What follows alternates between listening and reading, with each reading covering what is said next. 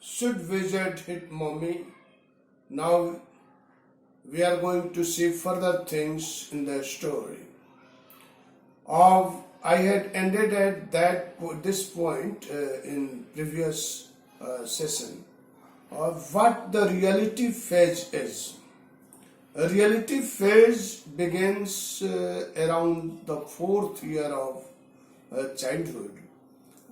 In this year, the children start distinguishing between the things that are real and the things that are imaginary.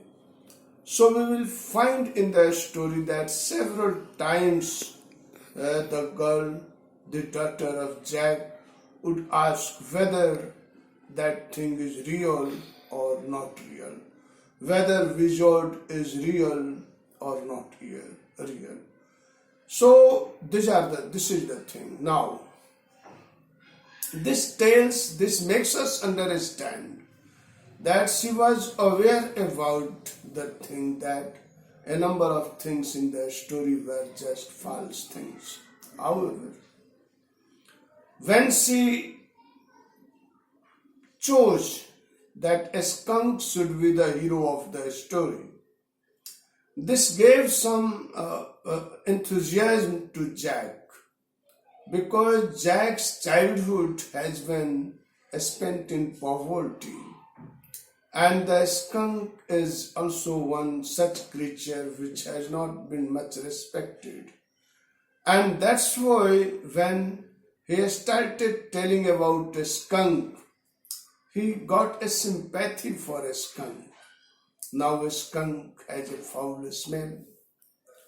Here we should know that the foul smell is actually a protective mechanism of such creatures, of a skunk or mole. Or sometimes even for frogs, they also use the smell of their urine to protect themselves from the predators. Now this is a useful thing for a skunk or for such creatures, though the smell is foul. It protects it, but it makes it being hated by others. Now a skunk wanted to play with other young ones of different creatures, but no creature wanted to play with a skunk because of the foul smell of a skunk.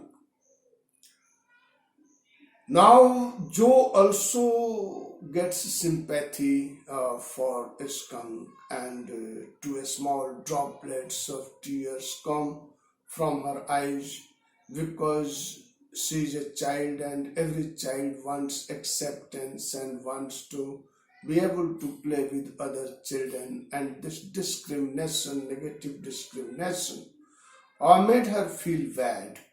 And this sympathy that she felt for the skunk made Jack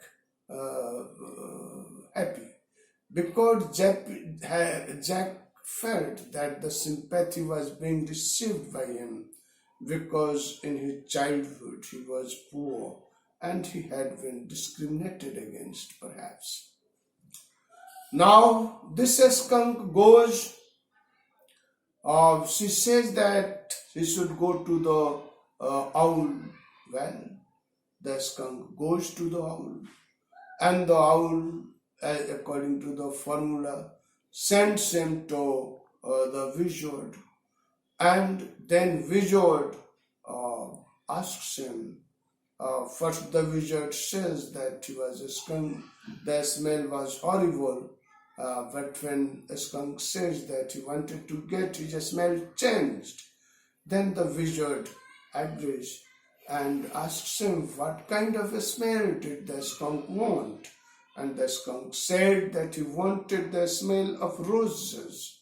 Then with the help of his magical charm, what happened? He changed the smell of a skunk, and the skunk began smelling like the roses. That was a very fine smell, and creatures this pleased Jo, the daughter of Jack. And after that, The skunk was demanded some money, and all that money he didn't have. So, according to the formula, the wizard suggested him where to find the extra pennies, and he went and brought and gave that to the wizard. And now he came with the smell of roses and was liked by other creatures, and they asked him to play with themselves, and he played with them and enjoyed.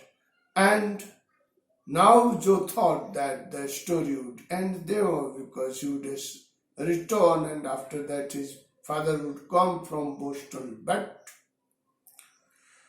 here we find that Jack did not like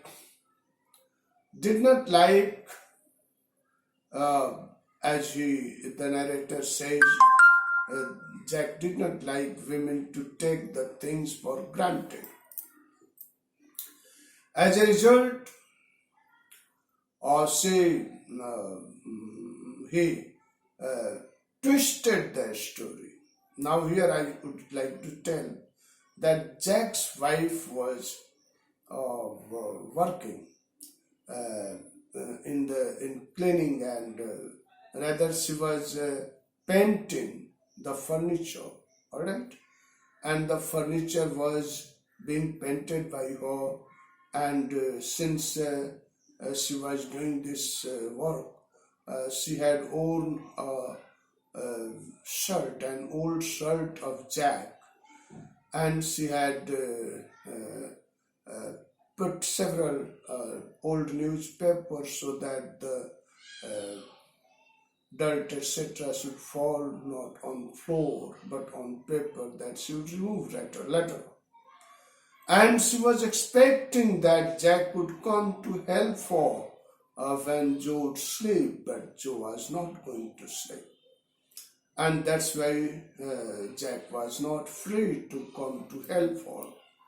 Now, let us say that here is a conflict of the utilitarian and aesthetic approaches. Now, Jack's wife was painting the furniture, all right, in the house. From here we'll learn in the next session. Okay, bye.